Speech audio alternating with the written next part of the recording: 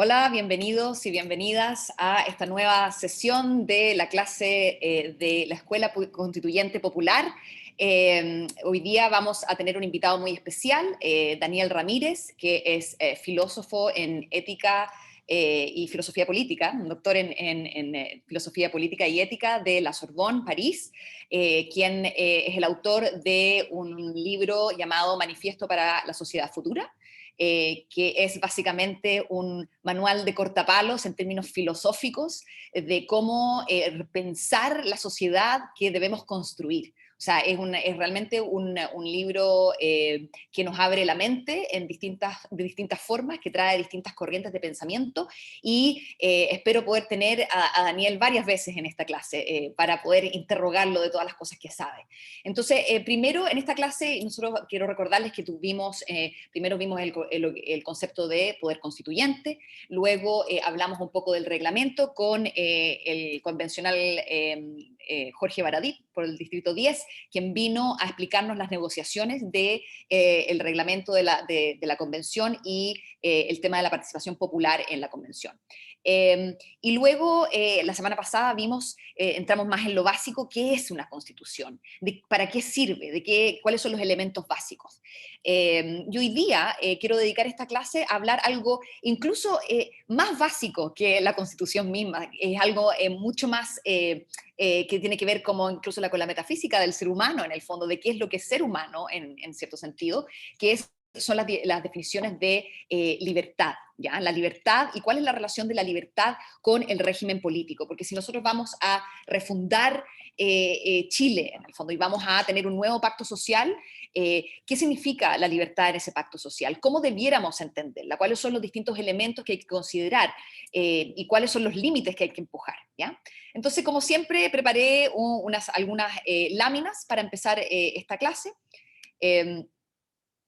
Aquí se las muestro. Entonces, esta es nuestra sesión número 4. Quiero partir esta sesión número 4, igual un poco como siempre, del tema de la definición de libertad y cómo se ha entendido la libertad en la historia, ¿ya? Tenemos que la libertad en la filosofía antigua y en la praxis antigua tenía mucho que ver con la emancipación del pueblo plebeyo, al fondo de los grupos subalternos de la sociedad, las personas que no tenían igualdad de derechos, que eran más oprimidas, en el fondo, no de los nobles, por así decirlo, ¿ya? Entonces, la libertad de partida no era un concepto abstracto, ya como lo entendemos hoy día, sino que era primero que todo personificado. O sea, la libertad siempre fue una mujer, y eso es muy interesante. Podemos ver que la libertad como mujer personificada fue desde la antigüedad hasta la modernidad, y hoy día, por ejemplo, con la Estatua de la Libertad en Nueva York, aquí donde me encuentro, siempre la libertad fue entendida como una mujer, ¿ya? Una diosa. Y obviamente se le rendía pleitesía, se hacían monedas en el fondo con la libertad y estatuas, ¿ya? Y siempre simboliza la emancipación de la esclavitud, ¿ya? Y obviamente la esclavitud se entiende de distintas formas en distintas culturas, pero básicamente se refería a la libertad de aquellos que no tenían libertad, ¿ok? Obviamente aquí tenemos que entender de que hoy día nosotros hablamos de libertad para todos o todes, ¿ya? Y en la esclavitud, o sea, en la antigüedad era entendida desde, en el fondo, el sujeto subalterno, ¿ya? No era una libertad entendida para todos. Obviamente los nobles siempre tienen la libertad porque tienen todos los recursos y en el fondo, la ayuda legal, ¿ya? Para hacer lo que quieran. Es al final el pueblo plebeyo el que necesita de una libertad específica, de mayor espacio en el fondo para poder accionar, ¿ya? Entonces, en el griego se llamaba eleutería, y básicamente era un concepto que viene desde la emancipación de los propios atenienses que habían sido, y tenemos que recordar la clase pasada, que básicamente la deuda fue un problema en el fondo para la igualdad de los ciudadanos atenienses en la antigua Grecia. Cuando uno, pues, si eras de ateniense, entonces podías participar en el régimen político. Sin embargo, si tenías deuda, podías caer en la esclavitud. Entonces, obviamente, la oligarquía rapaz, en el fondo, presta dinero o hace que en el fondo las personas se endeuden para así tener una renta en el fondo, y esto hace que esas personas que antes podían ejercer derecho político no puedan, porque eran esclavos. Entonces, los primeros usos de la eleutería era para referirse a estos esclavos por deuda, ¿ya? Y esto fue eliminado a principios, en el fondo, de la democracia griega. Y ahí fue, en el fondo, el primer, en el fondo, inclusión de los más pobres, en el fondo, en la política, ¿ya? Esto se traduce en latín se llama libertas, ¿ya? Y libertas también era una diosa. Y aquí libertas, quiero que entendamos libertas siempre desde el punto de vista plebeyo. Aquí la historia de la libertad romana tiene un origen plebeyo, no es simplemente una libertad para todos, sino que siempre fue entendida desde el punto de vista de la huelga general, ¿ya? La famosa secesión plebeya, la cessio plebis, que básicamente hace que los plebeyos que estaban en una situación también de deuda, muy parecido a los griegos, estaban endeudados, y los nobles eran, en el fondo, tenían una relación de dominación en contra, en el fondo, de los plebeyos, sobre los plebeyos. Cuando Roma estaba en plena guerra con la tribu sabina, ya muy al principio de su fundación, los plebeyos deciden, en el fondo, en vez de ir a pelear y defender defender a Roma de estos invasores, deciden irse a huelga y retirarse a el Monte Aventino, que es una de las 7 colinas romanas, pero siempre, es una colina que siempre estuvo como en las márgenes de Roma, de la ciudad, ¿ya? Entonces, los plebeyos como clase, en el fondo, se van en masa y dejan, en el fondo, con todas sus armas, obviamente, se van al monte, y se van al Monte Aventino, y ahí es donde empiezan las negociaciones, ¿ya? Entonces, las causas es, de nuevo, la esclavitud por deuda, y también que las instituciones que existían en la República eran solamente elitistas. O sea, había un senado romano que era básicamente por los nobles, ¿ya? Los nobles eran los que estaban en el Senado hereditariamente, y los magistrados, que eran básicamente el poder ejecutivo, también eran todos nobles. En el fondo, solamente los nobles podían ser elegidos. Entonces, el pueblo plebeyo, aquellos que no son nobles, están siempre excluidos de la política. Y los plebeyos tienen su propia asamblea, que era el concilio plebeyo, el consejo plebeyo, pero en el fondo ese consejo plebeyo no tenía ningún poder sobre el Senado, ni tenía ninguna relación legal con el resto de las instituciones romanas. Entonces, cuando los plebeyos deciden salirse, en el fondo, de la ciudad y dejarla a su merced, dejar a los nobles, en el fondo, a la merced de los sabinos, en el fondo, y los nobles obviamente son pocos, y aunque sean buenos guerreros, no van a poder defender. Entonces no les quedó otra a los nobles que ir a negociar. Entonces, ahí la foto que les pongo es cuando los nobles van a negociar con, en el fondo, los plebeyos, y les piden por favor que vuelvan a la ciudad, que vuelvan a defender la ciudad, y que ellos les van a dar regalías. Entonces, una fue que se abolió la deuda, no sé, la idea de que tú podías caer en la esclavitud debido a la deuda fue abolido. Tú no podías, en el fondo, ser esclavo y caer en la esclavitud por una deuda socioeconómica. Y lo otro, muy importante, es que luego de esta secesión, de esta negociación, los plebeyos obtuvieron los tribunos de la plebe. Y estos tribunos de la plebe eran elegidos en el consejo plebeyo y eran representantes exclusivos de la plebe. Es decir, solo plebeyos podían votar por los tribunos, en el fondo. No podía un noble, en el fondo, ir al consejo y votar por los tribunos. Los tribunos eran de representación exclusiva de los plebeyos. Entonces, eran los líderes, por así decirlo, y habían varios de los plebeyos. Y estos líderes al principio no tenían mucho poder. El primer poder que tenían era aquí me pasé, porque lo voy a introducir, era defender a los ciudadanos plebeyos de los nobles, ¿ya? Eso era una de las cosas que tuvieron, pero al principio los tribunos de la plebe no tenían un poder legal sobre el Senado o sobre el resto de la República. Luego, quiero entender también que la libertad plebeya es entendida espacialmente y desde el punto de vista político.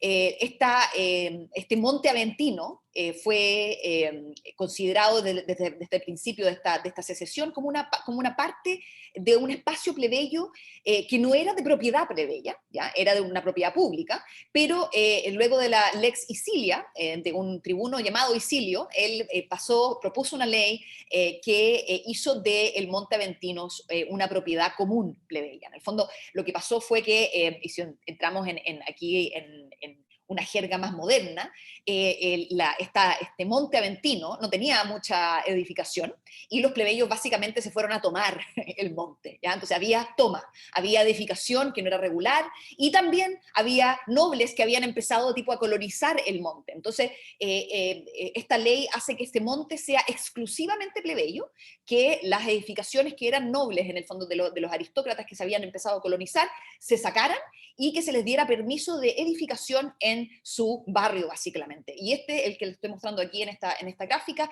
es una representación de este barrio plebeyo. Y puede decir que no tiene nada de plebeyo, o sea, no se ve como un campamento, sino que claramente es un espacio de la ciudad que tiene altitud, ¿ya? Y que ejerce poder, ¿ya? Y luego, una de las evidencias de que Libertas, en el fondo la diosa de la libertad, era considerada como una diosa plebeya, ¿ya? Es que el tribuno Tiberio Graco, que tenemos que recordar que fue el que impulsó la reforma agraria en la República Plebeya, en la República Romana, perdón, y luego fue de hecho asesinado por turbas en el fondo que fueron impulsadas por los nobles, y que en el fondo su hermano también fue asesinado, que trató de seguir su legado, y estos, los hermanos Graco, en el fondo, eran los tribunos de la plebe que eran más militantes, por así decirlo. Y él construye el primer templo dedicado a Libertas en el Monte Aventino, en el siglo 283 a.C. Entonces, es este espacio el que se genera, en el fondo, la libertad se genera y se ejerce, en el fondo, en este espacio plebeyo, ¿ya? Entonces, aquí quiero salirme de la antigüedad y pasar a la modernidad en términos de cómo nosotros hemos entendido, cómo los filósofos hemos entendido la libertad antigua y moderna, ¿ya? Entonces, hay tres teorías, grandes teorías, hay más, ¿ya? Pero hay tres grandes concepciones de la libertad. La libertad democrática, que entendía como una libertad positiva, después vamos a ver la libertad republicana como no dominación, y luego la libertad moderna como la falta de interferencia o la falta de límites, en el fondo, no tener límites a la acción individual, ¿ya? Entonces aquí vamos a partir con la libertad democrática, que viene del entendimiento de la antigua Grecia. Y como vimos la semana pasada, en la antigua Grecia los atenienses podían participar en el gobierno, y ese era el derecho político que tenían, ¿ya? O sea, era realmente una participación en el gobierno. La libertad... Non posso, Luis Mundo. Ya no puedes, por favor, hacer que se silencien, por favor. Gracias. Entonces, la libertad democrática es entendida como positiva en el sentido de que es una acción política, una idea de autonomía, de darse las propias reglas. Recordemos que auto es darse a sí mismo y nomos es la ley, en el fondo la idea de darse la propia ley. Entonces, en la libertad en Atenas era participar activamente en el gobierno. Entonces, los prerequisitos para tener esta libertad era no ser esclavo, o sea, ser legalmente libre, y ser un hombre, obviamente las mujeres estaban excluidas, que eran étnicamente atenienses. Y aquí tenemos que eran padre y madre ateniense, muy estricto, muy exclusivo. Los derechos que venían con esta libertad democrática era primero la igualdad ante la ley, todos los atenienses eran iguales, había nobleza, pero los nobles no tenían más derecho, en el fondo político, que los atenienses de clase trabajadora. Todos eran iguales en ese sentido. Tenían la igualdad de derecho de participar en la asamblea soberana que vimos la semana pasada, la eclesia, y podían legislar, podían participar en el gobierno por selección aleatoria en puestos colectivos, podían juzgar y luego ya hacia el siglo IV a.C.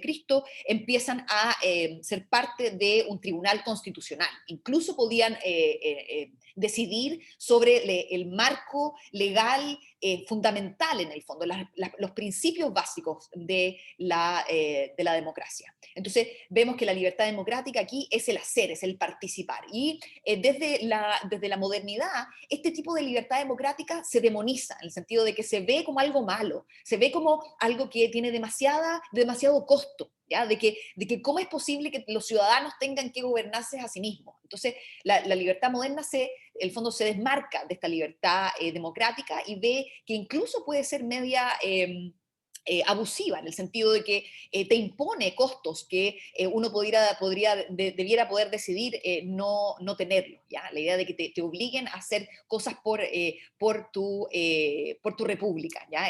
Que haya una exigencia, un deber cívico. Después tenemos la libertad republicana, que viene de esta idea de la República Romana, y que se entiende como la no dominación. Es una acción de resistencia, ¿ya? Y la idea es que se teoriza como una libertad que va en contra de la opresión, distinto a la libertad política ateniense democrática, en que la libertad es un fin en sí mismo, la idea de que participar en el gobierno no es para defenderte de los nobles, sino para darte las reglas a ti mismo. Entonces, por ende, la libertad democrática es un fin en sí mismo. La libertad republicana es una libertad que es funcional, en el fondo es en contra de la dominación, es anti-oligárquica, ¿ya? No es para hacer algo, sino para defenderte de los abusos y el ataque, ¿ya? De nuevo, los prerequisitos son ser esclavo, no ser esclavo, ser legalmente libre, y ser hombre plebeyo. Aquí tenemos que no era que los plebeyos tuvieran que ser de sangre romana o de etnia romana. Básicamente la clase plebeya estaba abierta a las personas que residían en el territorio, que residían en la república. Entonces era una ciudadanía abierta y no cerrada por términos étnicos. Entonces había una solidaridad de clase mucho mayor que en la antigua Grecia, y una sociedad de clase que era más allá de la nación, por así decirlo. Obviamente estamos proyectando lo moderno hacia atrás, porque no había básicamente naciones, sino que simplemente etnias o tribus en el fondo, pero los plebeyos no tenían por qué pertenecer a una tribu específica, sino que había una alianza con los nuevos, los que llegaban nuevos. Recuerden que la República Romana conquistaba, entonces iba conquistando nuevos pueblos, y esos nuevos pueblos se iban uniendo, y todos esos pueblos tienen nobles y plebeyos, ¿ya? Entonces los plebeyos se unían a la clase de plebeyos. Y aquí había varios derechos. Primero tenían el elegir a magistrados y a cónsules.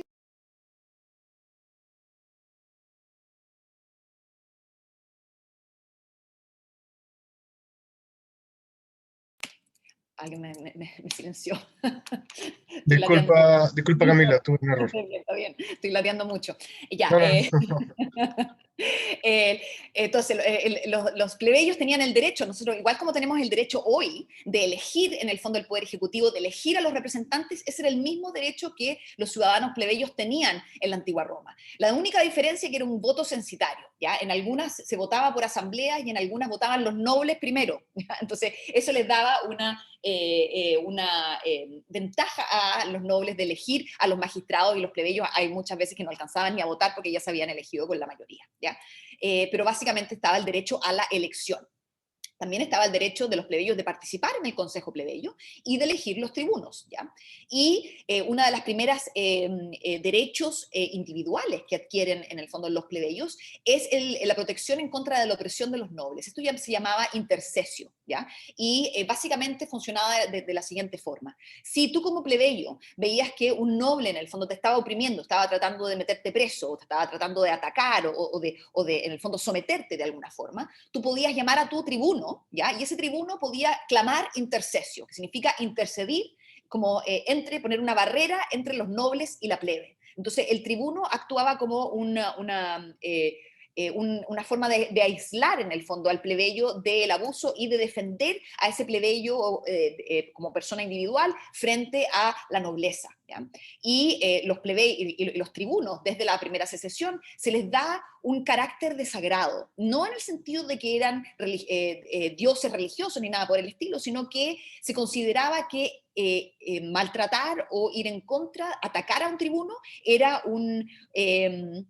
un delito, ¿ya? Un delito que no simplemente era adjudicado bajo la ley penal, sino que además traía consecuencias espirituales, ¿ya? La idea de que había una transgresión básica de la idea de la sacralidad del poder plebeyo que se levanta y resiste en el fondo y decide negociar con los nobles para defender a Roma, ¿ya? Entonces, en ese minuto que se le da a los tribunos un poder sagrado de que nadie puede atacarlos. Claramente esto no funcionó, ya que, como había dicho antes, Tiberio Graco y Caius Gracchus fueron asesinados por los nobles en el fondo cuando empujaron la reforma agraria. Luego tenemos que los plebeyos también podían legislar adentro del concilio plebeyo. Entonces, hasta el siglo, o sea, hasta el año 287 a.C., cuando se le da poder vinculante a esta legislación que sale del concilio plebeyo. Antes, las leyes que pasaban ahí no eran vinculantes para los nobles, solamente para los plebeyos, ¿ya? Y esto duró varios siglos, ¿ya? Y el momento en que empieza a ser vinculante es cuando se pasa la Lex Hortensia, que se llama, cuando se le quita el veto al Senado sobre las leyes plebeyas. En el fondo no es que las leyes plebeyas se hagan vinculantes, sino que se quita el veto de los nobles, por así decirlo. Entonces ahí cuando los plebeyos pueden empezar a legislar, y la reforma agraria viene después de esta Lex Hortensia, una de las primeras leyes en el fondo que viene a vincular a todos en el fondo, y que debería, si se hubiera pasado esa ley agraria, hubiera obligado a los nobles que habían acaparado las tierras que habían sido ganadas en el fondo como botín de guerra, tendrían que haberlas dejado para que se repartieran en los plebeyos y no entre ellos, ¿ya? Y eso habría sido una ley que viniera solamente desde abajo, que normaría en el fondo la acumulación de riqueza en la cumbre, en el fondo, de la escala social, ¿ya? Y luego tenemos otra importante derecho que viene con esta libertad, que es la participación en los juicios masivos que son anticorrupción, ¿ya? Cada cierto tiempo en Roma se hacían juicios masivos de personas corruptas, ¿ya? De personas que todo el mundo pensaba que eran corruptas, que habían hecho cosas malas, pero se hacían juicios que eran colectivos. Entonces la plebe era llamada en el fondo a un consejo, y en el fondo ahí pasaban juicio y emitían juicio y enjuiciaban a la nobleza. Entonces estos juicios eran básicamente para poner límites a la ambición de la nobleza y para recordarles el poder que la plebe puede tener sobre ellos, que son mucho más. Entonces es una forma de someterse al arbitrio popular para poder sanear la república, porque la idea de la libertad era entendida no como algo que se adquiere y uno tiene para siempre, sino que algo que se tiene que pelear constantemente. Entonces la idea de la libertad republicana como no dominación es una forma de resistencia que no tiene límite en el fondo, no puede acabar, nunca se termina, es un proceso en el fondo. Entonces es un constante conflicto entre la plebe y la oligarquía en el fondo, y la relación entre esas dos partes de la sociedad. Y luego, por último, tenemos la libertad moderna, ¿ya? Esto ya después de la Edad Media, donde no había libertad, ¿ya? Bueno, vamos a ver de nuevo la libertad de los gobiernos populares, y aquí es teorizada, bueno, por varios filósofos que no vamos a nombrar en este minuto, pero desde John Stuart Mill, John Locke, y luego Isaiah Berlin en el siglo XX, durante la Guerra Fría. O sea, hay varias interpretaciones de qué es lo que significa la libertad moderna. Uno de los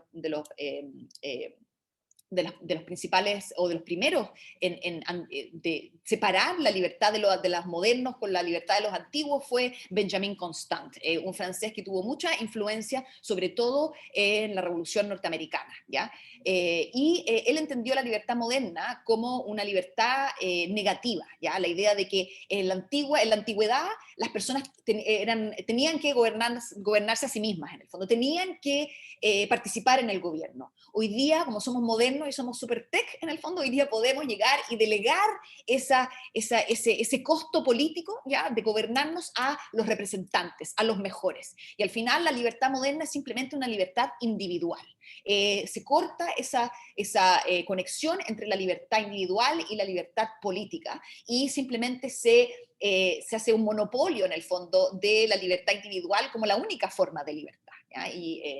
Eso es algo que nos llega hasta hoy y que es algo que tenemos que cuestionar, ¿ya? Entonces la libertad moderna es entendida como una libertad negativa en contra de, pero no en contra de la dominación, sino en contra de la interferencia de otros, de la arbitraria interferencia o del Estado o de otros en mi propia acción. Entonces es entendida como la libertad de elección, ¿ya? Está la libertad liberal, en que yo puedo hacer todo lo que yo quiera, y mi único límite es la libertad de otros, por así decirlo. Pero esa libertad de otros no es entendida como una libertad sustantiva, material, sino como una libertad formal. Vamos a hablar un poco de eso en la entrevista con Daniel. Esta libertad es entendida básicamente en contra del Estado. ¿Ya? Que el Estado viene como el gran hermano a normar nuestra vida, entonces entre menos leyes y menos, en el fondo, reglas el Estado nos imponga, más libres somos. Esa es la idea, ¿ya? Y obviamente esta idea de libertad viene desde un punto de vista de la élite, ¿ya? Porque la élite es el fondo, el único estrato de la sociedad que tiene los recursos necesarios para poder gozar plenamente todas sus libertades, y que en el fondo todas las limitaciones que impone el Estado, como por ejemplo los impuestos, ¿ya? O las libertades, las reglas laborales, son para en el fondo limitar el poder de los súper ricos, en el fondo, de los oligarcas, de los empleadores que tienen sobre en el fondo el pueblo plebeyo más subordinado a las reglas en el fondo capitalistas del juego, ¿ya? Entonces aquí tenemos que los prerequisitos simplemente es ser ciudadano, ¿ya? Y aquí hay que recordar que eran solamente hombres todavía, y siempre nos recuerdan que en la antigüedad las mujeres no podían participar. Bueno, las mujeres no podían participar hasta casi mediados del siglo XX, ¿ya? No es mucho, no ha pasado mucho tiempo, y aún hoy hay reglas en el fondo que limitan la libertad de las mujeres, por ejemplo, como el acceso al aborto libre. Eso es una regla que limita la autonomía de las mujeres. O sea, todavía estamos luchando en contra de las interferencias en el fondo del Estado y de la imposición de valores externos a nosotros, en el fondo, y que coartan nuestra libertad de acción.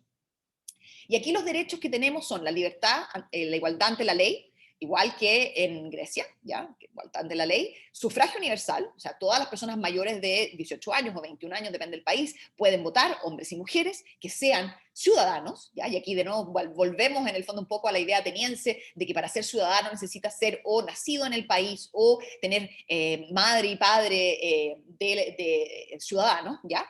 Y luego tenemos la libre elección de nuestros representantes, o sea, un derecho que también tenían los griegos, también tenían los romanos, también lo tenemos nosotros, y ser candidato, y derechos individuales, que son formales, nuevos, negativos, como por ejemplo la libertad de expresión, que es una de las libertades fundamentales en la antigua Grecia, la libertad de proponer una ley en la asamblea, de hablar en contra de una ley o traer argumentos en el fondo a favor.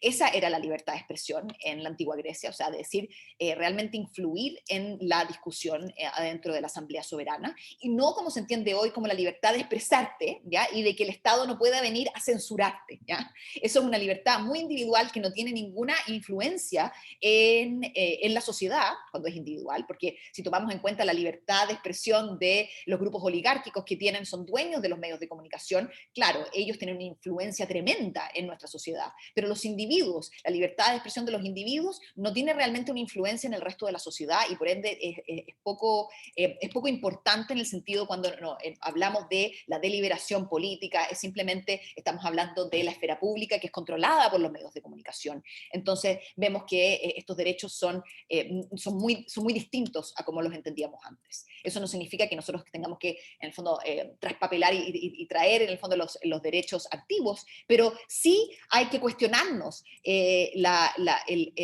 los límites, en el fondo, de nuestros derechos individuales liberales, ¿ya? La idea de que las libertades son simplemente concebidas, que los límites de esas libertades son la libertad de los otros, pero no cuestionamos lo que es realmente la libertad.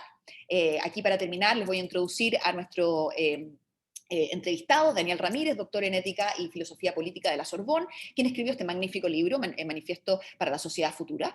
Lo recomiendo mucho, ya que nos da un paneo en el fondo de todas las distintas corrientes de pensamiento en los últimos, yo diría, 20 años. Realmente impresionante el nivel de erudición y una forma muy fácil de entender, también es bien leíble.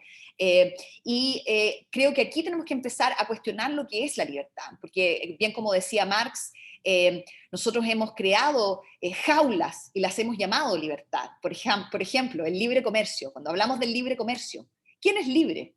¿El comerciante, los consumidores, el comercio, el mercado? ¿Qué es lo que es libre? ¿Nos hace más libre tener más libertad para poder transar nuestros productos, para poder comprar? ¿Es eso la libertad de los modernos? ¿Cómo podemos entender la libertad? Entonces, para eso quiero aquí introducir a nuestro invitado, Daniel Ramírez, para poder preguntarte, Daniel, en tu experiencia, en el fondo, ¿cuál sería la libertad? ¿Cuáles son primero voy a preguntarte acerca de los límites, en el fondo, ¿cuáles son los límites de la libertad liberal o neoliberal, esta libertad libertaria, ¿ya? La idea de que somos individuos y solamente los individuos tienen esta libertad para moverse y que no hay una sustancia, una materialidad para esa libertad. ¿Cuáles crees tú que son los límites y cómo podemos pensar más allá de las definiciones de la libertad de una forma negativa? Estás con silenciado. Tienes que prender el micrófono. Hola, Ahí sí. gracias por la invitación. Eh, el, el tema es muy profundo y es difícil abordarlo así rápidamente, ¿eh? Interesante la visión histórica sobre Roma, cómo la libertad se fue construyendo en el fondo como una forma de emancipación plebeya, ¿no?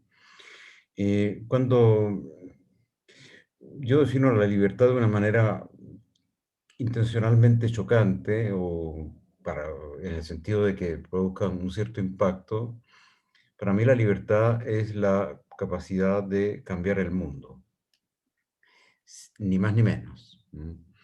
Eh, ¿Por qué? Porque justamente esta libertad negativa, que se supone que en el fondo es la ausencia de límites para emprender la acción individual que tiene que ver con el libre comercio también. Es decir, la acción individual tiene que ver con tener éxito en los business, en las cosas que emprendamos, ¿no? En el fondo, la libertad negativa es la libertad del emprendedor, que puede montar su pequeño negocio y que el Estado no le ponga trabas, tal cual como lo explicaste. El problema es que no todos estamos en el mundo para montar un pequeño negocio, ¿verdad? Y, y además, la libertad no debe limitarse, pregunta por los límites. El límite que tiene esta libertad es que está hecha para funcionar en el mundo y no para transformar el mundo. Mm.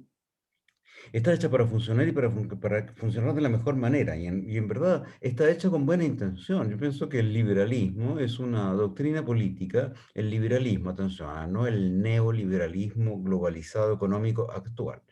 El liberalismo histórico, tú mencionaste a John Locke, del siglo XVII, en el fondo es una idea honrada de un mundo en el cual cada uno puede tener la creencia que quiera, porque era la época de las guerras de religión, ¿verdad? Entonces, hay de alguna manera que parar de matarnos los unos a los otros porque unos creen en una cosa y otras en otra.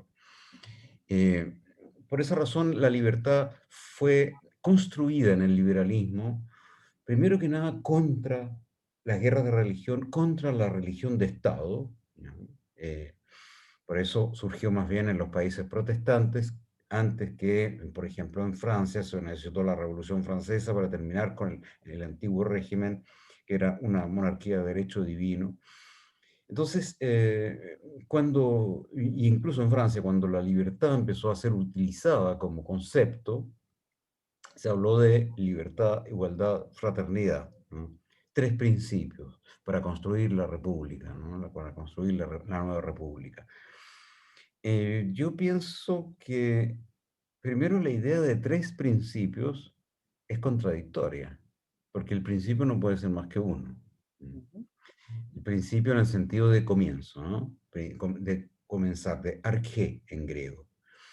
Donde viene, por cierto, la palabra príncipe. ¿Ya? El príncipe es el primero, primo inter pares, ¿ya? El primero entre iguales. Eh, esa facultad de iniciar algo es la libertad, de ser el primero. ¿De ser el primero en qué? En una acción, en cualquier acción. Cuando digo la libertad es la capacidad de cambiar el mundo, es bueno, una fórmula, como yo digo, de expreso para golpear un poco la imaginación, porque en el fondo, esta libertad negativa, que es la libertad de los modernos, según Benjamin Constant, o la libertad negativa, según Isaiah Berlin, eh, consiste en que nadie me moleste, en que nadie me ponga obstáculos en mi emprendimiento personal. Pero obviamente no consideran en absoluto que yo pueda poner obstáculos a la acción del Estado, por ejemplo, o a la acción de las clases dominantes, o a la acción de cualquiera. En el fondo, el Estado tiene como rol protegerme a mí para que alguien no venga a ponerme obstáculos en mi emprendimiento individual. Y eso implica que todo lo que voy a hacer en la vida puede tener éxito si yo soy eficaz, si yo soy astuto, pero no cambia nada, ninguna de las reglas del juego. Puesto que, y eso ya lo había visto Benjamin Constant, en La libertad de los modernos, en el fondo implica que, mm, que nadie se meta en la política, puesto que la libertad de los antiguos es la que tú mencionaste, la libertad plebeya, la libertad de organizarse, de elegir tribunos y de legislar en ciertos dominios. Y en Grecia, antes incluso, la cosa era mucho más radical, puesto que todos los ciudadanos atenienses eran miembros, en el fondo, de la asamblea del pueblo. Y bueno, después se elegía una bule, un consejo y una, porque no se podían tampoco 50.000 personas reunir. Eh, Era bastante más radical.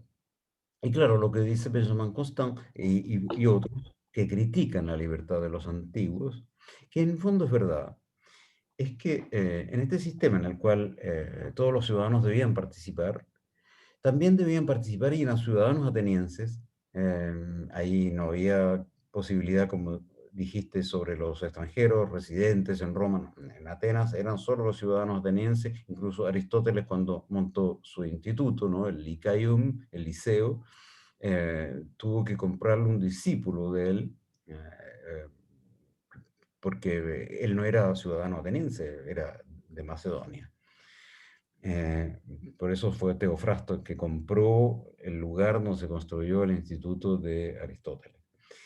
Bueno, esto para decir que si bien había prácticamente esta obligación de participación política, la libertad personal e individual era bastante escasa.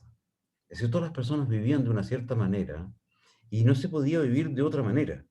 Por ejemplo, Diógenes, el filósofo Diógenes, que consideraba un excéntrico porque vivía en un tonel, en un barril, en las afueras de Atenas, y además se vestía a veces y otras veces no se vestía, o hacía cosas para chocar a los burgueses atenienses, pero era considerado un filósofo y por esa razón se le permitía.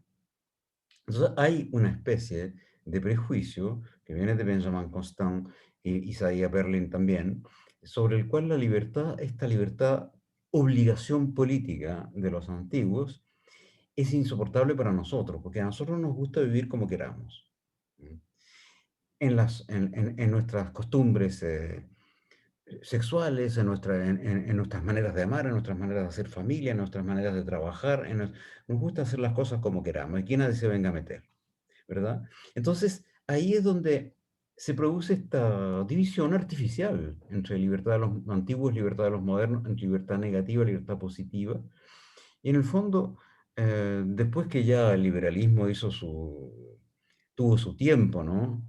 Para probar que es verdad que se pueden terminar con las guerras de religión, que se puede dar al individuo una libertad importante para que emprenda, para que haga lo que quiera, y que también se desarrolla esto, sobre todo en el mundo anglosajón, una cierta tolerancia respecto a las maneras de vivir.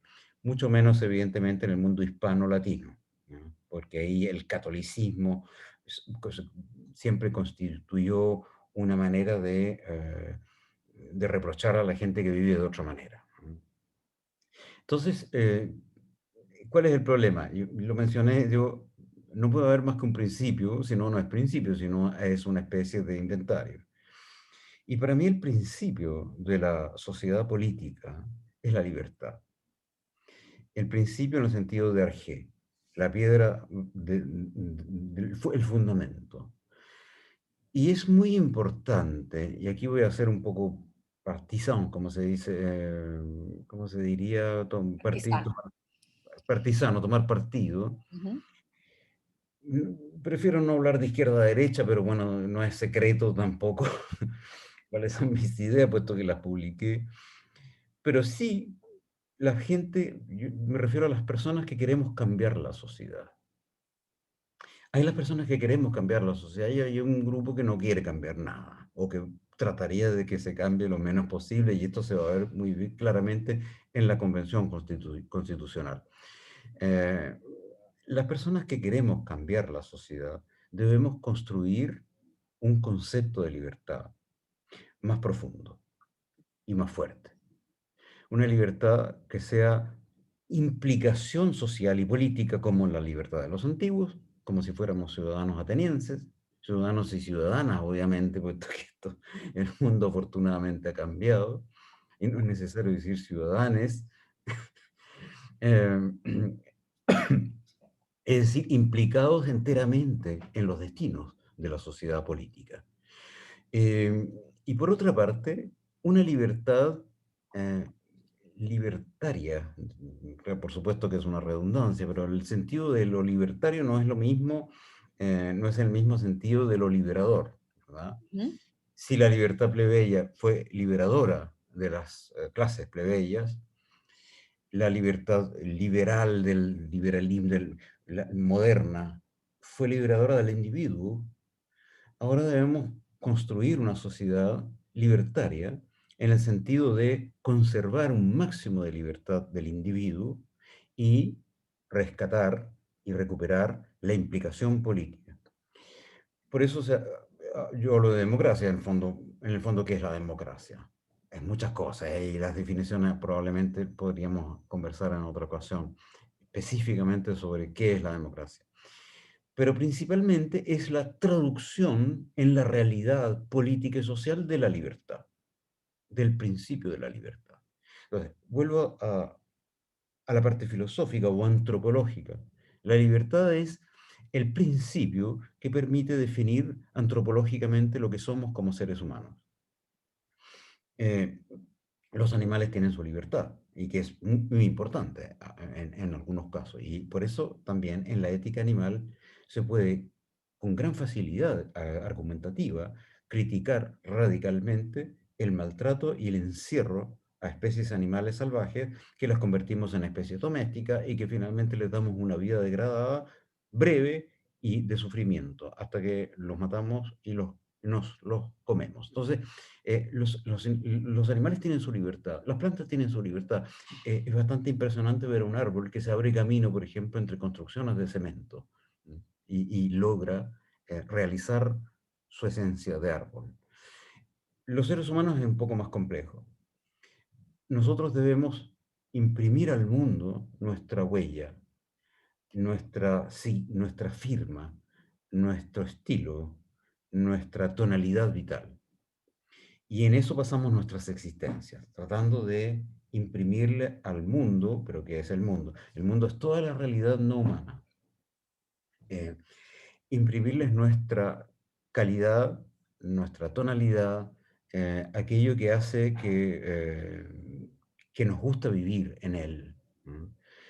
Que tenemos placer en construir cosas juntos, que tenemos aquello que nos hace amar en el fondo. Amar y poder ser felices. Estas cosas no están desligadas.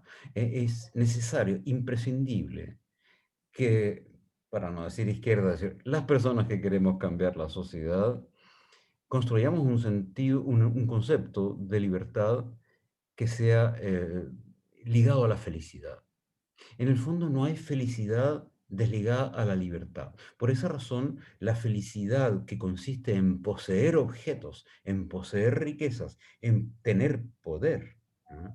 Atención, porque es muy importante. Podría uno confundirse. Tener poder implica más libertad de acción, ¿verdad? Como yo definía la libertad como la posibilidad de cambiar el mundo, bueno, corrijo para que no parezca una exageración che guevarista o algo así. Eh, corrijo, la libertad es la capacidad de cambiar algo del mundo. Una corrección que es relativa, porque cambiar algo del mundo significa cambiar el mundo, Así es. puesto que todo está ligado, ¿verdad? En el fondo, la ideología dominante, la ideología hegemónica, neoliberal, tiende a convencernos en todo momento y a cada cual en donde esté situado que lo que haga no cambia nada. Esa es la esencia de la ideología dominante. Hace lo que quieras, no cambia nada. Vota por uno, vota por el otro, no cambia nada. Hace una manifestación, no cambia nada. Llegan los gases lacrimógenos, después te tienes que irte a la casa y después vuelven las personas que están en la élite política, dirigente y parlamentaria, porque las maneras de elegir un parlamento son también maneras de reproducir un poder elitista. ¿Ya? Tu descripción del Senado de Roma es importante. Tal vez olvidas una cosa, que el Senado eran los viejos. Y la palabra senatus tiene que ver con senectute, que es la vejez, y bueno, es la palabra que utilizamos nosotros actualmente, senior. ¿Ya? Senior viene de senatus, senectute, los viejos. El Senado era la asamblea de los viejos, y obviamente la asamblea en Atenas era la bule, el consejo de ciudadanos, y en Roma hubo diferentes fórmulas, ¿no? Hasta que ya todo esto se degradó en imperio y se acabaron las asambleas. O sea, y el Senado siguió siempre existiendo. Y Ana Arendt hace un análisis importante, dice, recuerda que el poder siempre residió en el pueblo, potestas in populo, auctoritas in senatus. Es decir, la autoridad era en el Senado. Y la autoridad era una especie de aumentación o de autorización, ya sea de una decisión de la Asamblea o de un decreto del emperador, pero igual necesitaba el aval, por así decir, esta aumentación o autorización que es la autoridad. Una Para, pregunta, cuando estamos hablando de la autoridad y hablamos de la hegemonía del discurso, ¿ya? Y hablamos de esta libertad de los modernos liberando en el fondo al individuo, ¿ya? ¿Qué tipo de individuo estamos hablando? Porque claramente hoy día, si nosotros entendemos al individuo inmerso en el fondo, en una hegemonía, en una narrativa que te condiciona, como tú dices, a que todo se mantiene igual y que te condiciona a tomar ciertas decisiones, ¿cómo podemos entender al individuo libre en estas decisiones? Porque claramente el no tener interferencia o el hacer lo que yo quiera, ese destino que yo puedo definir para mí mismo o misma, ya está condicionado por el sistema en que vivimos, en el fondo. O sea, si por ejemplo estamos hablando de los estudios, ¿qué carrera voy a estudiar o qué voy a hacer con mi vida? Esa decisión va a estar condicionada por la cantidad de dinero que voy a ganar, por los costos de esa educación, por el costo alternativo de estudiar, por lo que es más cool, lo que se ha entendido en el fondo que tiene más tendencia a nivel social. Entonces, al final, ¿cómo podemos entender que al individuo, en el fondo, dentro de esta jaula, en el fondo neoliberal, como realmente libre? Especialmente si la mayoría de los individuos, hablemos del 80% de los chilenos y chilenas, que están endeudados, o sea, quiero que ojalá hables un poco de la relación entre la economía o la desigualdad económica, los recursos y la capacidad de hacer lo que tú quieras hacer, en el fondo, y la libertad individual. Eso es básicamente mi problema con la definición moderna de la libertad y el entendimiento de que el individuo realmente está más libre que antes, si es que hay tantas premisas, porque claro, si yo tengo los recursos para ser quien yo quiera, y esto es un ejemplo que yo pongo en mis clases de los estudiantes de Columbia, que pagan, no sé, $40.000 al año para estudiar, ¿ya? Entonces claramente le estoy hablando de la elite, y yo le digo, bueno, obviamente si ustedes quieren ser abogados, doctores, jueces, en el fondo, lo que ustedes quieran, ustedes simplemente eligen, entonces tienen toda la libertad. Pero ¿qué pasa si tú vienes de una clase trabajadora y tú quieres ser médico? ¿Qué son las Tú tienes que tener muchas cosas para poder llegar a ser médico. Nadie te está impidiendo ser médico. O sea, por ley tú puedes ser médico, ¿ya? Pero eso significa que tú tienes que tener recursos y tienes que tener toda una vida en el fondo enrielada para hacer eso. Y que la libertad de una persona de élite no es la misma libertad de una persona de clase trabajadora por un tema de los materiales que se necesitan en el fondo para llevar a cabo ese destino. O sea, el destino puede estar predeterminado en el sentido que la libertad de elección siempre es menor a la que uno piensa y luego, aunque uno elija libremente, es muy difícil llegar a ese lugar. Entonces, esa es la relación que creo que hoy día tenemos que revisitar, sobre todo en Chile, donde todos somos libres, o sea, todos vivimos bajo una constitución donde somos todos iguales, supuestamente, pero claramente la libertad de decidir tu propio destino y llegar a buen puerto son totalmente desiguales. Claro, lo que pasa es que ese concepto de libertad negativa, que se supone que libera a la persona, libera al individuo, tú preguntaste al comienzo de tu intervención, preguntaste qué tipo de individuo. Y claro, hay otro concepto que se puede utilizar más que el individuo y el individualismo, que es el atomismo. El atomismo, bueno, el atomismo viene de una metáfora, en el fondo de la teoría atómica, hay átomos, el atomismo más bien en la versión de Epicuro, de la versión clásica antigua, ¿no? Que entendía la materia como constituida por átomos, y átomo significa no divisible, ¿no? Tomé la división en lo que no se puede dividir. Entonces, este concepto lo tomo de Charles Taylor. Charles Taylor escribió un artículo que se llama Atomism, bastante influyente en los años 70, muy antiguo, uno de sus artículos importantes más antiguos. En el fondo, el atomismo es la construcción de individuos como las mónadas de Leibniz, es decir, una especie de unidad, que por cierto es indivisible, tanto mejor, o sea, no me pueden sacar un brazo para dárselo a otro, bueno, pero también cuya relación con los otros es exterior y es no esencial, ¿no? Todo lo que me ocurre en mi vida es lo que yo decido con mi cuerpo, con mi inteligencia, con mis conocimientos, con mi memoria, con mis deseos y conmigo mismo en el fondo. Esta concepción del individuo atomista o atomizado más bien implica que la relación que yo tengo con la sociedad y con los demás es exterior a mí. Por tanto, es instrumental. Entonces, yo puedo servirme de los demás. Y necesito trabajar con los demás, no puedo hacer las cosas solo, ya. Necesito tomar un metro, entonces alguien debe haber construido el metro, entonces lo utilizo ya y voy a mi trabajo. Pero no se considera como esencial a lo que yo soy. Esto es una parte metafísica, una parte filosófica realmente de esta concepción de qué es el individuo que ejerce esta libertad negativa. Él es un individuo atomizado.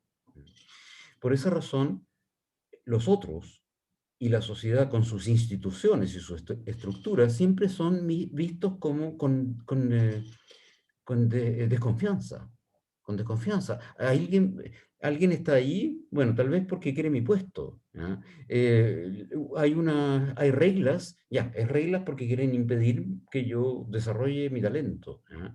Hay leyes, bueno, quieren impedir que yo haga esto o lo otro. En el fondo, esta relación instrumental a la sociedad es el resultado de una concepción del individuo atomizado. Por esa razón, una transformación en nuestra concepción de la libertad implica también entendernos a nosotros mismos de otra manera. No como individuos, aunque somos individuos. Y por cierto, nadie querría que el Estado se meta en nuestra vida sexual, y esto ya son logros que están cada vez más firmes, ¿no?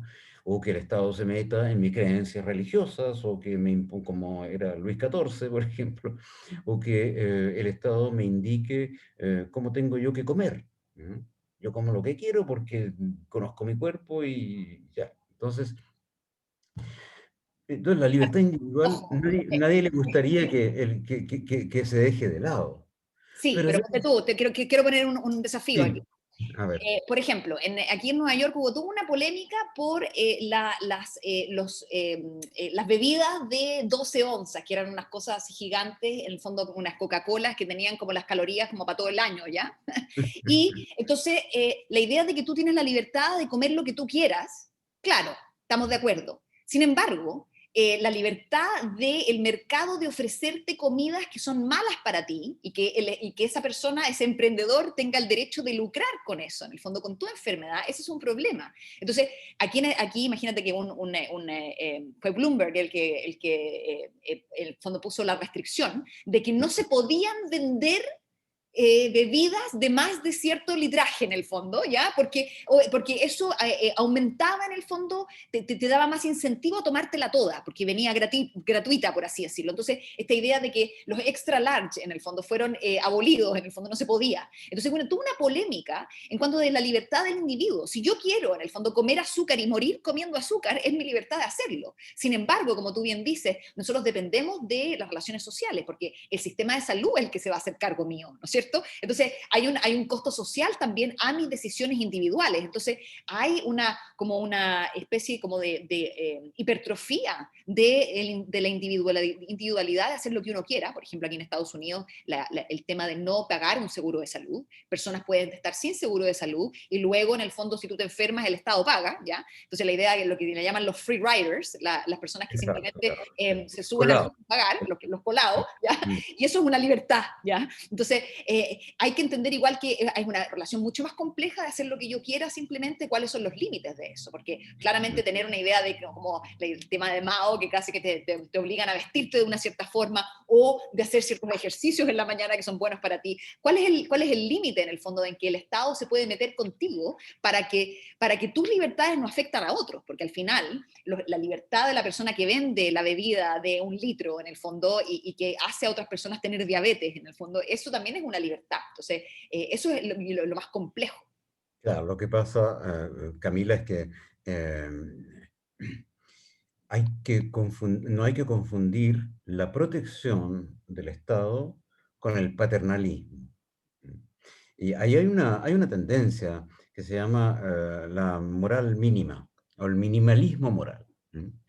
Que me parece muy interesante. El minimalismo moral, eh, hay un libro se me fue, un teórico muy importante de la filosofía política, me voy a acordar, en Estados Unidos, y hay un representante en Francia importante que murió hace poco, Rubén Ogier.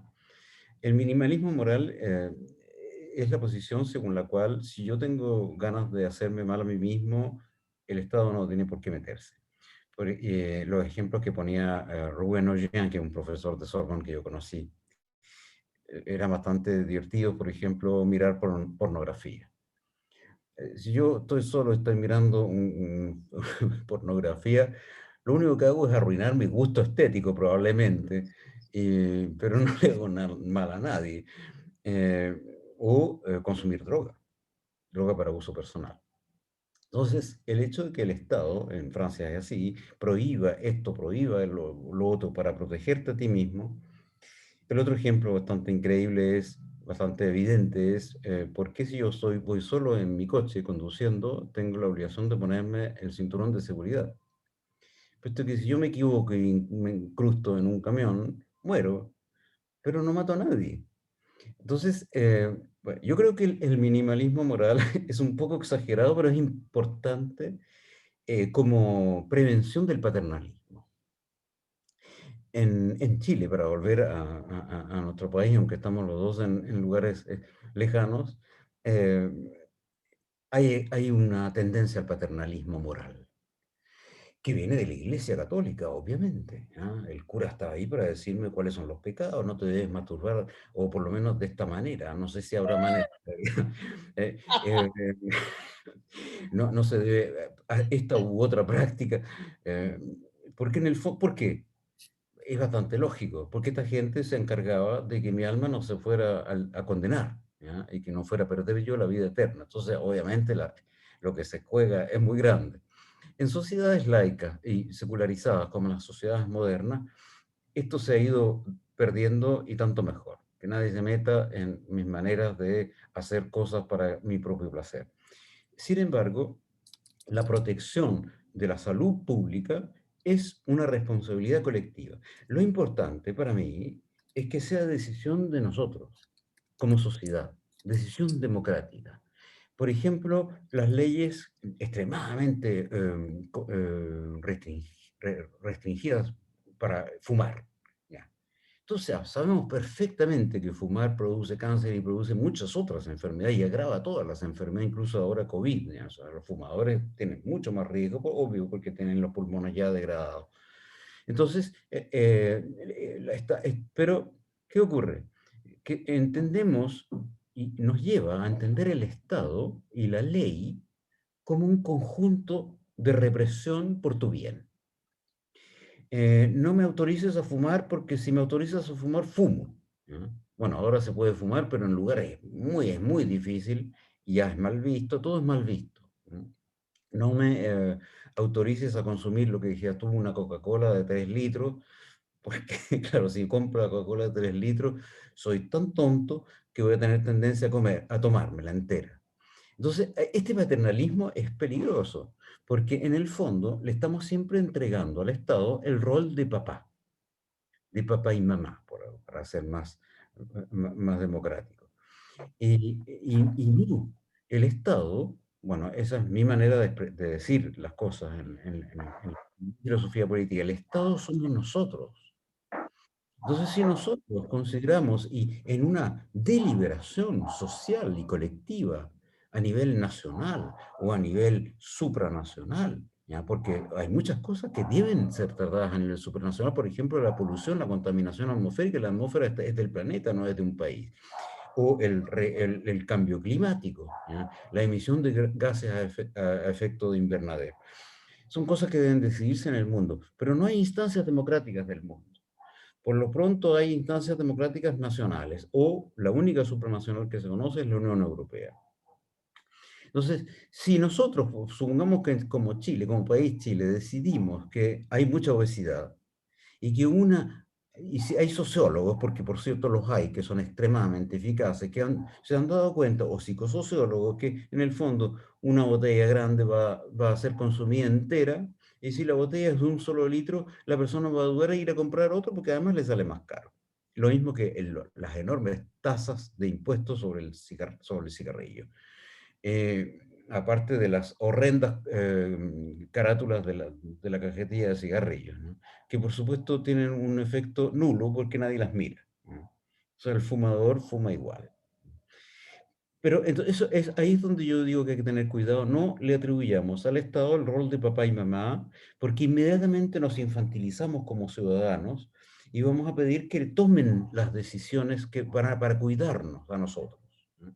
En la pandemia actualmente ha puesto al orden del día el paternalismo del Estado. Y mucha gente dice, ya hay que esperar, ¿qué dice el ministro? ¿Cuándo podemos salir? ¿Cómo se usa la mascarilla? Cosas absurdas. Y eso yo creo que nos va a costar bastante tiempo en recuperar el empowerment, el empoderamiento del ciudadano que dice, somos nosotros los que decidimos. Obviamente en las estructuras actuales de la democracia no somos nosotros los que decidimos, son nuestros representantes. Y hemos tenido, claro, los enumeraste, el derecho a voto universal, o sea, por lo menos, ya, desde el comienzo, desde mediados del siglo XX. Antes era censitario, masculino, o aristócrata, etc. Ahora todos tenemos derecho a voto, pero no tenemos muchos otros derechos, ¿ya? Una vez que le dimos nuestro voto, hay alguien que dijo una cosa bastante capciosa, eh, el, la libertad cae en la urna al mismo tiempo que cae tu voto. O sea, claro, el voto es libre. Nadie te viene porque hay algo que podrías haber citado en esta descripción de la esclavitud por deuda en Roma y en Grecia igual, que es lo que se llama el clientelismo. La palabra clientelismo viene ahí. ¿Por qué? Porque algunos nobles, algunos patricios, tenían clientes. Y estos clientes eran plebeyos que eran ayudados, puesto que sin esta ayuda caían rápidamente en la esclavitud. Entonces obviamente había que votar por él, porque él era el hombre de candidato, y el clientelismo político que conocimos tanto en otras épocas, supongo que son otras épocas, supongo que ahora ya no ocurre esto, ¿verdad? Eh, en Estados Unidos el asunto es más dudoso, pero en nuestras democracias latinas probablemente ya no existe el hecho de ir a pagarle a los campesinos para que voten por uno o por el otro, cosa que existió hasta los años 80, creo, 70 por lo menos, en todo caso hasta las últimas elecciones donde ganó el presidente Frei, eso existía y todo el mundo sabía. Y en otros países aún existe, y en África también existe, ¿ya? Van los camiones, ¿y quién financia los camiones? El partido, el diputado tanto que es del partido de gobierno. Y a los que van y votan reciben regalos, una canasta con alimentos y con artículos y probablemente algún electrodoméstico. Obviamente esto no le cuesta nada al fulano porque además ha recuperado la ayuda internacional para el tercer mundo. Entonces, el clientelismo, la infantilización del ciudadano, todo esto tenemos que desconfiar mucho. Si nosotros decidimos como pueblo democrático, como pueblo, ¿cómo vamos a decir las cosas como pueblo? Tenemos que construir, y ahí el rol de la Convención Constitucional y del pueblo que delibera y que exige y que pide y que se manifiesta. Querríamos que haya una ley constitucional en la cual la democracia sea descentralizada de esta manera, o sea participativa de esta manera, que sea deliberativa de esta manera. Ahí es nuestro rol como ciudadanos, exigirle a los convencionales que hemos elegido que hagan leyes consistentes y no solamente edulcorar el sistema legislativo, parlamentario y presidencialista actual, o hacer cambios decorativos, ¿ya? Eso voy a explicarlo en otro momento. Ya que estamos en el área de la oligarquía y cómo la oligarquía funciona, quiero darle la palabra a Aurora Galleguillos, que ella es organizadora ahí de los cabildos en Concón, que nos trae la pregunta acerca de esta libertad en el fondo de los de arriba, ¿ya? Porque la idea es que tú hablas de la infantilización, pero podríamos entender un estado en que nosotros tengamos poder real para poder decidir cuáles son los límites, un estado que no nos infantiliza, supongo. Aurora.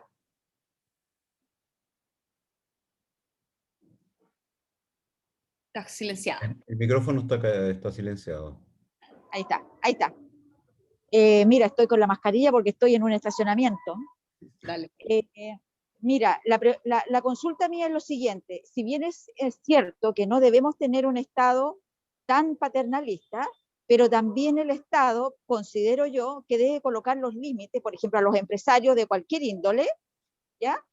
De tal manera que ellos puedan proveer al ciudadano las dosis indicadas, de tal manera que son saludables para cualquier persona. Ahora, la persona que quiera va a tener que, si le gusta tomarse, no sé, pues 20, se va a enfermar. Pero ya es responsabilidad de la persona y no del Estado. La única diferencia es que en ambos casos igual el Estado se tiene que hacer cargo de él por su enfermedad, ¿te das cuenta? Entonces, yo creo que además de eso, tiene que haber una educación preventiva desde chiquito, tanto para los padres como para los hijos, para que puedan aprender a tener una alimentación saludable. Y yo creo que eso tiene que estar dentro de la educación, o si no, estamos perdidos. Es como la cuestión de los cigarros que hablaba Daniel, que fíjate que yo tengo una tía de 96 años y fuma como carretonera. Y sabes tú que no tiene ni una enfermedad, no tiene nada, nada, nada. Lo único que tiene es su corazoncito grande, nada más por la edad. Entonces te das cuenta, hay cosas tan extrañas y yo creo que lo principal para poder respetar esos controles de sanidad alimentaria, tenemos que ser educados. Eso.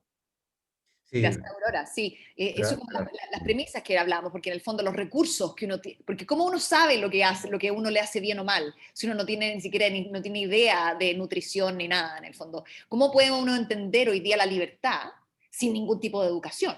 porque al final de las premisas uno parte de la base que uno sabe lo que quiere y sabe los caminos que tiene que seguir para tenerlo. Entonces, aquí es la pregunta es, y creo que aquí apunta Aurora al tema de los límites de los poderosos. El tema de la libertad como una libertad antioligárquica, que al final tiene que tener una protección más allá del paternalismo, porque al final, si los poderosos tienen la libertad para oprimir, y los muchos en el fondo no tienen ninguna forma de protegerse. Entonces simplemente la libertad, entendida de esa forma, desde ese punto de vista, es simplemente la opresión de los poderosos frente al pueblo plebeyo. Y eso es algo que hemos visto en Chile y hemos visto hoy, por ejemplo, en la Asamblea, en la Convención Constitucional, no sé si tú has visto las últimas reuniones, en que básicamente los representantes de Chile Vamos están en contra, en el fondo, del protocolo COVID, no quiere que los obliguen a hacer nada, en el fondo, y no quieren, que le están coartando su libertad, ¿ya? Entonces, la idea desde que la libertad hagas lo que quieras, da lo mismo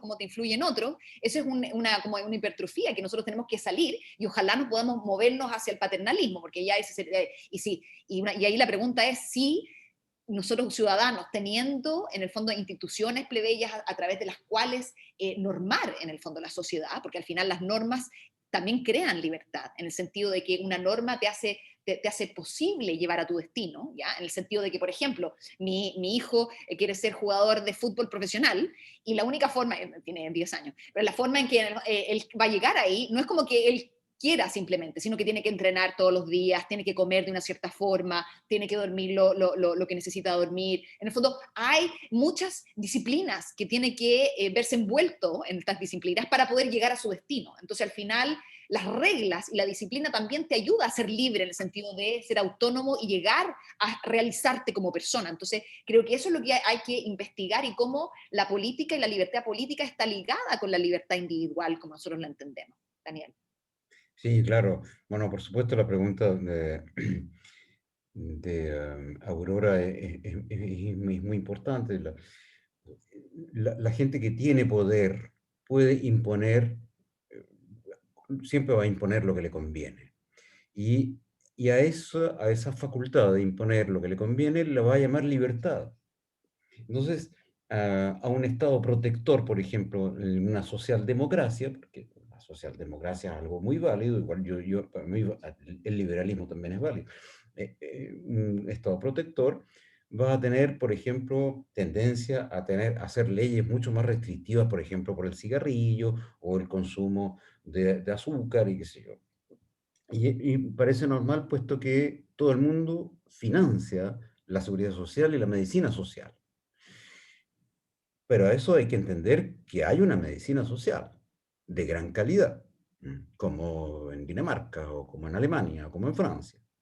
Si la hay, claro, nosotros como ciudadanos financiamos esta medicina social de la cual, la cual aprovechamos muy bien cuando estamos enfermos o cuando tenemos un accidente, así como la educación, ¿no? La educación en una socialdemocracia avanzada van quedando pocas, ¿no? Porque el proceso es la destrucción de las socialdemocracias para que todo sea neoliberal. Entonces, pero en alguna socialdemocracia avanzada, la educación la financiamos nosotros. Entonces, obviamente, es nuestra educación, no es la educación estatal. Ahí es donde nosotros debemos, una vez más, para no decir la gente de izquierda, digo la gente que quiere cambiar la sociedad, debemos reapropiarnos del lenguaje. ¿Sí? Por ejemplo, no hablar de educación estatal, sino de nuestra educación, de la educación del pueblo, de la educación del país, de la educación nacional. Bueno, además así se llama en Francia, la educación nacional, Ministerio de la Educación Nacional. Eh, y esta educación nacional, que por cierto debe darnos los útiles, como por ejemplo para que todo el mundo sepa cómo alimentarse correctamente y qué hay que evitar y que hay que dosificar, porque también existe el alcoholismo y existe la adicción de todo tipo, que son prevenidas de una manera bastante más tibia que el cigarrillo, por ejemplo. E incluso en Francia, claro, un gran país productor de vino, la publicidad para el vino es totalmente autorizada, lo único que se implica es que hay que poner beba con moderación, ¿ya? Claro, porque es productor de vino, entonces en Chile va a ser lo mismo. atacamos a los fumadores, pero para emborracharse no hay mucho problema. Entonces, todas estas formas de producción capitalista que dan cosas al ciudadano, dan la posibilidad de adquirir cosas al ciudadano incluso a bajo precio, puesto que se bajan los precios. ¿Cómo se bajan los precios? Con presión laboral, con salarios bajos, o deslocalizando, produciendo las cosas en otros países, como se hace en Europa, se produce en Indonesia, para no pagarle la seguridad social y los derechos laborales a los obreros franceses. Entonces se produce cesantía, un círculo vicioso totalmente ridículo y totalmente estúpido, porque y nosotros votamos por esa gente, ¿eh? Gente que destruye nuestras condiciones de trabajo digno. Entonces, ahí es donde todas las leyes que son, eso lo dice Rousseau en una frase muy simple, a veces Rousseau es excesivo a veces, pero tiene el mérito de ser simple, como Marx también, es excesivo, la religión es el opio de los pueblos. Bueno, es excesivo, es muchas otras cosas, también ha inspirado Bach o las catedrales góticas, o sea, no solo opio, ¿verdad? Pero el mérito de esa frase es que golpea, ¿no? Rousseau dice: la ley, obedecer a la ley que hemos redactado nosotros mismos no es servidumbre, sino libertad. Obedecer a la ley que ha hecho uno mismo no es servidumbre, sino libertad. Entonces hay que hacer la ley. Tenemos que hacer las leyes nosotros. Si las hace siempre otros, ¿ya? Obviamente ahí estamos mal, ¿ya? Entonces ahí vamos a empezar a decirles que pedirles o exigirles leyes que nos protejan. No, somos nosotros los legisladores. El pueblo debe ser legislador. Esa es la esencia de la democracia. Por eso que el concepto de representación es muy peligroso. Ahí abrimos una caja negra que tenemos que sacar en otra oportunidad, porque eso va para largo. Ya, hemos terminado nuestra clase, Daniel. Yo seguiría 2 horas, 3 horas. Siempre conversar contigo es un agrado. Espero tenerte de nuevo en esta clase. Vamos a seguir, como decía anteriormente, vamos a tratar de coordinar el cronograma de la convención con nuestra clase para poder anticiparnos a los debates y poder explicar lo que está pasando en la semana, ¿ya? Así que la próxima semana todavía no tengo claro el tema, porque ni la convención tiene claro los temas que está discutiendo, pero me imagino que de aquí al viernes algo se irá a cuajar. Así que ahí, si ustedes quieren algún tema en específico, por favor no duden en escribirme, o a Estallido Tuitero, o a mí personalmente, por si quieren tratar algún tema específico. Y me despido ahora. Muchas gracias, Daniel Ramírez. Por favor, lean su libro, Manifiesto para la Sociedad Futura. Realmente aprendí mucho con ese libro. Realmente abre la cabeza, empuja los límites. Un libro necesario para este siglo XXI y esta nuevo pacto social que estamos construyendo. Así que... Gracias, Camila, y muchas gracias a todos por la atención, y hasta una próxima oportunidad. Excelente, muchas gracias. Nos vemos la próxima semana. Que tengan un buen resto de la semana y un buen fin de semana. Un abrazo. Chao, chao.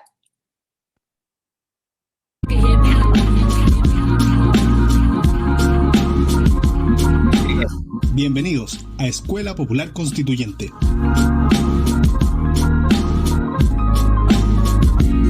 Conducido por la doctora Camila Vergara, periodista e investigadora política y autora del libro República Plebeya.